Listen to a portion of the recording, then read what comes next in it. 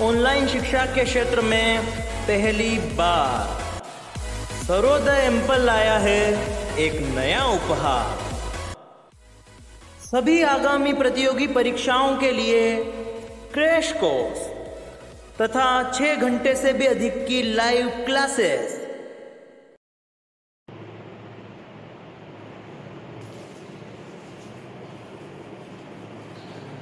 नमस्कार साथियों, स्वागत है आपका हमारे क्रैश कोर्स के अंतर्गत। इस क्रैश कोर्स में आप लोगों का सिलेबस आपकी एग्जाम से पहले ही करवाने का हमारा पूरा प्रयास रहेगा, क्योंकि सारे एग्जाम्स की डेट लगभग घोषित हो चुकी है।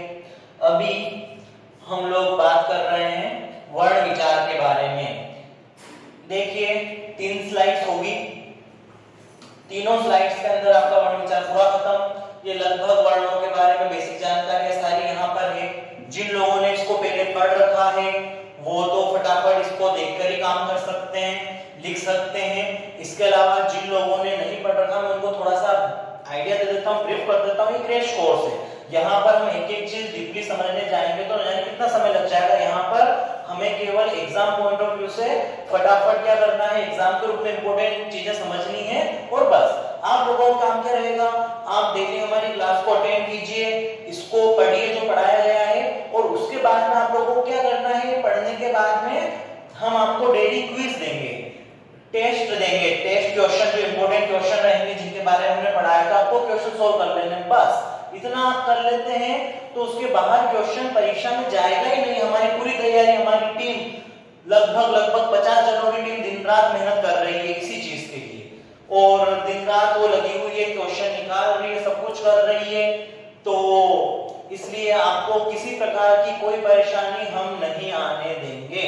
आपको बस डेली जो हम पढ़ा रहे हैं इसको पढ़ना है, और हमारे टेस्ट वाला सेक्शन है, क्विज वाला जो सेक्शन रहेगा वहां पर जाकर आपको उसको अटेम्प्ट करना है डेली का डेली। आपकी एग्जाम की बहुत अच्छी तैयारी हो जाएगी, बहुत अच्छा रिवीजन हो जाएगा, और साथ में कुछ जैसा हम समझाने की कोशिश कर रहे हैं वैसे ही समझ लीजिए फटाफट। डिटेल में समझना है तो डिटेल में समझने के लिए हमारी YouTube पे लाइव क्लासेस को अटेंड कीजिए, ठीक है? ओके, देखिएगा यहां पर बात कर रहे हैं हम लोग काय के बारे में, वर्ण के बारे में। तो सबसे पहले हम इनकी संख्याएं आपके दिमाग में क्लियर कर देता हूं फटाफट। वर्णों की कुल संख्या कितनी होती है? 52, जिनमें से ध्यान रखिएगा मूल वर्ण होते हैं 44 और मानक वर्ण होते हैं 52। अभी मूल वर्ण कौन से? तो जो 11 आपके स्वर हैं और 33 जो व्यंजन है, सारे दोनों मिलकर क्या बना देते हैं, मूल वर्ण बना देते हैं, सारे के सारे 44। इसके अलावा तो फिर कितने 8 और बचे।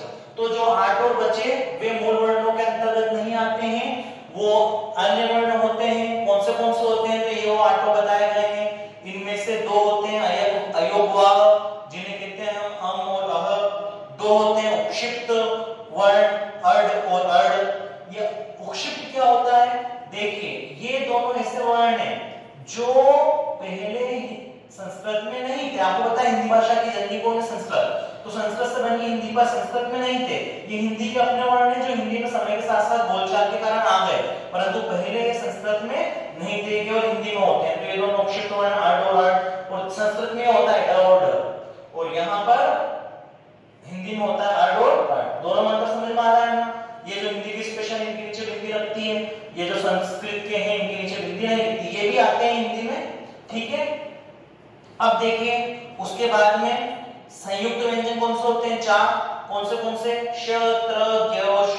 संयुक्त है मतलब इससे मिलकर बने। तो कौन से मिलकर बने?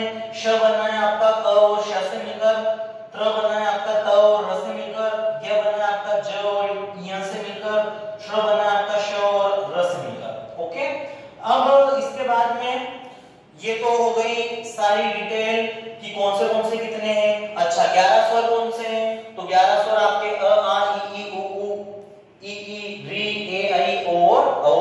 इसके अलावा 33 व्यंजन कौन से हैं? तो जो क से लेके मत तक, क, ख, ग, ण, च, छ, ज, इ, ट, ठ, ड, ढ, वो जो सारे होते हैं वहां से क से लेके मत तक, पूरा क वर्ग, पूरा च वर्ग, पूरा ट वर्ग, पूरा त वर्ग और पूरा प वर्ग। 5 वर्ग, हर वर्ग में आपको पता है 5-5 होते हैं, तो टोटल 25 तो ये। फिर अंतस्थ वर्ण आपके य, र, ल, 4 ये उष्म वर्ण, 4 ये श, श, स, 25 25 और 4 29 और 4 33। तो इस प्रकार से आपके व्यंजन पूरे हो जाते हैं। फिर उसके बाद में और एक तो संख्या के ऊपर प्रश्न आते हैं, तो संख्या आपके दिमाग में क्लियर हो जानी चाहिए, कौन सी संख्या क्या होती है, मानव वर्णों की संख्या पूछ रहे, मूल वर्णों की संख्या पूछ रहे, सब स्पष्टतया लिखा हुआ है। इसके अलावा आपको जो और पता होनी चाहिए, इनकी बेसिक डिटेल के बारे में, किसे क्या कहते हैं, वर्ण किसे कहते हैं। तो लिखित रूप से जो भाषा की सबसे छोटी इकाई होती है वो क्या होता है, वर्ण। देखिए यहीं से एक प्रश्न और भी आता है, एक प्रश्न और आता है कि ऐसा क्या है जिसके अन्य टुकड़े नहीं किया जा सकते, ऐसी ध्वनि कौन सी है जिसके अन्य टुकड़े नहीं किए जा सकते।